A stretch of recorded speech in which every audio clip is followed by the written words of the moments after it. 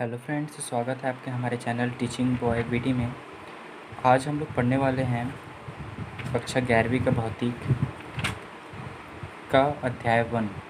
ठीक है, भौतिक जगत, जिसमें हम लोग पढ़ने वाले हैं प्रस्तावना। ठीक है, आज पार्ट 2 है। पार्ट 1 अगर आप नहीं देखे तो पार्ट 1 जाके देख सकते हैं। पार्ट 1 देखें, उसके बाद पार्ट 2 में है। ठीक है, हम पार्ट 1 में पढ़ चुके हैं कि विज्ञान क्या है, भौतिक क्या है, जो ब्रह्मांड है वो कितने पदार्थ से मिलकर बना होता है, किस किस पदार्थ से मिलकर बना होता है, भौतिक को कितने भागों में बांटा गया, आधुनिक भौतिकी और चिरसम्मत भौतिकी, हम इतना पढ़े थे। ठीक है, चलिए आगे बढ़ते हैं। आज हम लोग पढ़ने वाले हैं पार्ट 2 में क्या क्या, चलिए जानते हैं। आज हम लोग पढ़ने वाले हैं भौतिक नियमों की प्रकृति।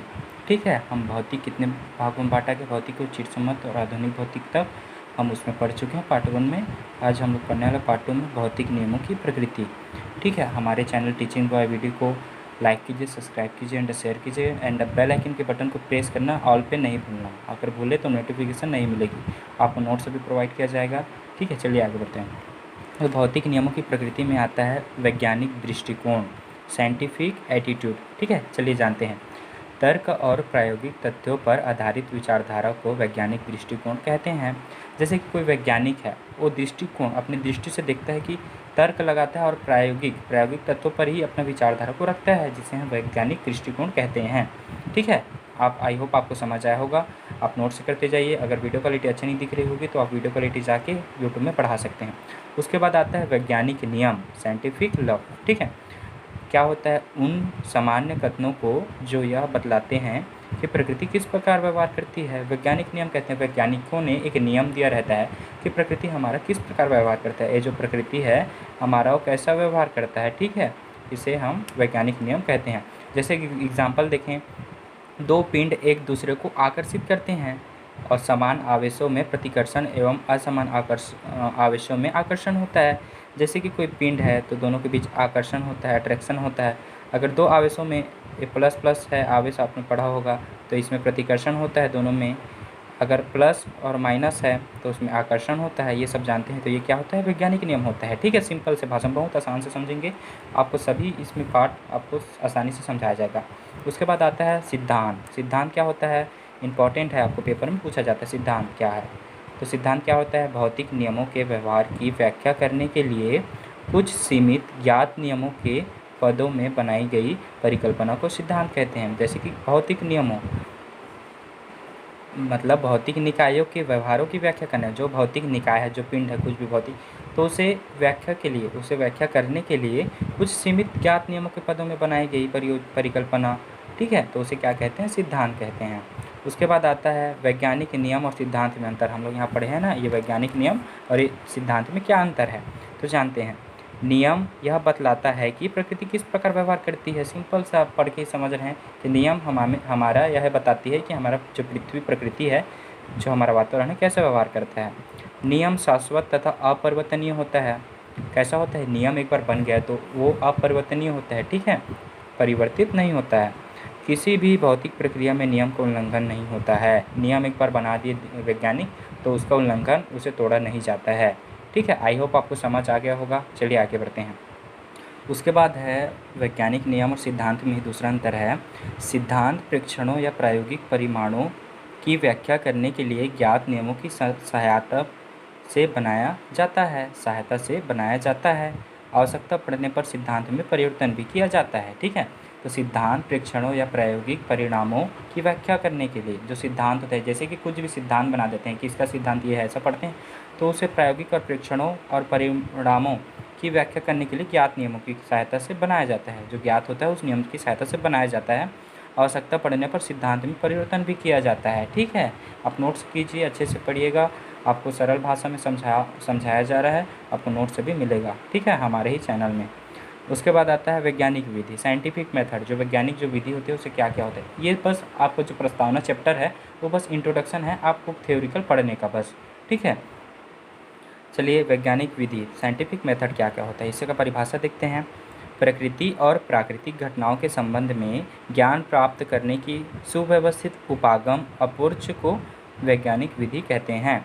प्रकृति और प्राकृतिक, जो हमारी प्रकृति है और हमारा प्रकृति है, ठीक है, परिघटनाओं के संबंध में ज्ञान प्राप्त करने की सुव्यवस्थित उपागम, मतलब हम प्रकृति के बारे में कैसे ज्ञान प्राप्त कर सकते हैं। ठीक है, तो वैज्ञानिक विधि के विभिन्न चरण हैं और निम्न है कौन से हैं? क्रमबद्ध परीक्षण, परिकल्पना का निर्माण, परिकल्पना का परीक्षण और अंतिम सिद्धांत।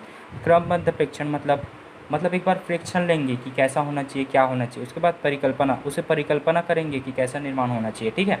उसके बाद परिकल्पना का परीक्षण करेंगे, उसे प्रैक्टिकली करके देखेंगे कि होता है नहीं, सोचेंगे। उसके बाद अंतिम सिद्धांत होगा, यही मेन होता है, ठीक है। वैज्ञानिक विधि के विभिन्न चरण निम्न है, ठीक। उसके बाद आता है भौतिक का कार्य क्षेत्र एवं रोमांच, ठीक है।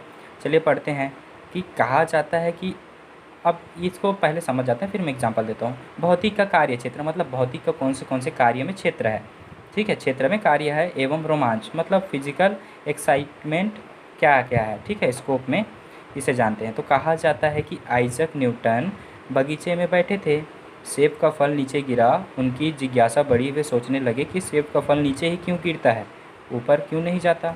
इस चिंतन के आधार पर उन्होंने सार्वत्रिक गुरुत्वाकर्षण का नियम का प्रतिपादन किया, जिसके कारण हम आज अंतरिक्ष में झांकने में सफल हुए हैं, ठीक है। बहुत सरल सा भाषा है, जैसे कोई व्यक्ति बैठा है, वैसे आइजक न्यूटन था जिन्होंने सार्वत्रिक गुरुत्वाकर्षण का नियम का प्रतिपादन किया। तो उन्होंने देखा कि एक फल पेड़ से गिरता है तो नीचे ही क्यों गिरता, ऊपर क्यों नहीं जाता, ठीक है। उन्होंने सोचा, ये वैज्ञानिक तर्क थी उनका, ठीक है।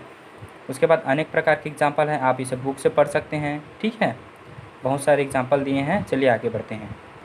अब आते हैं भौतिकी का प्रौद्योगिकी से संबंध, physics in relation to technology. मतलब हमारा जो यांत्रिकी है, यांत्रिकी, टेक्नोलॉजी, प्रौद्योगिकी और भौतिकी का क्या संबंध है। तो चलिए पढ़ते हैं, टेबल के माध्यम से जानते हैं। प्रौद्योगिकी, उपलब्धि और वैज्ञानिक नियम।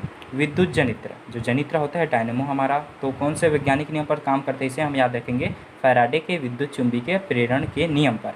कंप्यूटर कौन से सिद्धांत पर काम करते हैं, कौन से नियम पर, वैज्ञानिक के इलेक्ट्रॉनिक परिपथ का आंशिक तर्क पर, ठीक है। अब आनुवांशिक इंजीनियरी, ठीक है, तो ये कौन से सिद्धांत पे काम करता है, वैज्ञानिक का आनुवांशिकता में डीएनए की भूमिका। और एक वायुयान होता है जो तरल गति की बर्नौली का प्रमेय पर नियम पर काम करता है। कण त्वरण होता है, वो विद्युत चुंबकीय क्षेत्र में आवेशित कणों की गति पर काम करता है।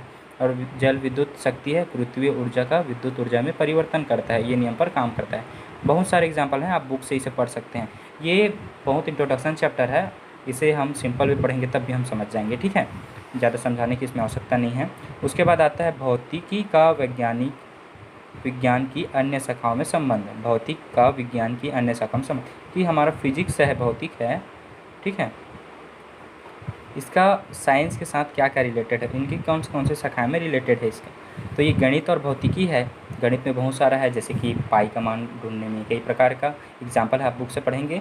उसके बाद रसायन विज्ञान और भौतिकी, रसायन में क्या क्या है, एक्स किरणों के निर्माण, गामा किरणों का निर्माण, ऐसा सब है, तो भौतिकी से संबंधित है। जीव विज्ञान में देखें तो एक्स किरणों, टूटी हुई हड्डियों को जोड़ने में एक्सरे, ये सभी भौतिक के अंतर्गत आता है। और खगोल विज्ञान और भौतिकी, प्राकृतिक घटनाओं का अध्ययन, हम खगोलीय अध्ययन करेंगे तो उसे भौतिकी में ही आता है, ठीक है। आई होप आपको समझ आया होगा।